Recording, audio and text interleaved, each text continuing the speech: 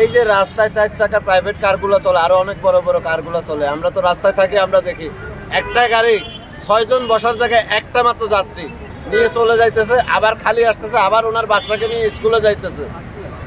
আবার দেখা যাচ্ছে সারাদিন ওই একটা গাড়ি দিয়ে 3 জন 4 জন মানুষ উপকার হচ্ছে। এই এই গাড়িগুলো কি রাস্তা জ্যাম করে না?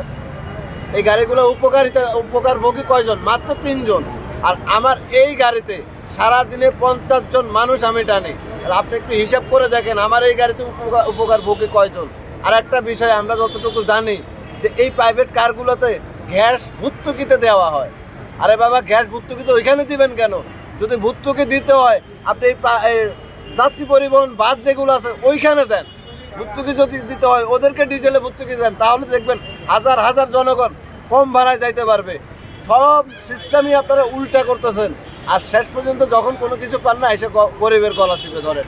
আর কি বলবো ভাই, এই দেশে এখন হয়ে গেছে কি জানেন, 3টা শ্রেণীর। একটা হলো এলিট ক্লাস, একটা মধ্যবিত্ত, আর একটা গরিবের। কিন্তু সব কিছুই এখন এলিট ক্লাসের জন্য হয়েছে, বড় বড় লোকের জন্য। আমাদের দেশ হয় না, এই দেশটা হওয়ার কথা ছিল বড় লোক, ছোট লোক, গরিব, ধনী, চাষি, ফকির যারা আছে সবার হয় নাই, হয়েছে শুধু একটা শ্রেণীর।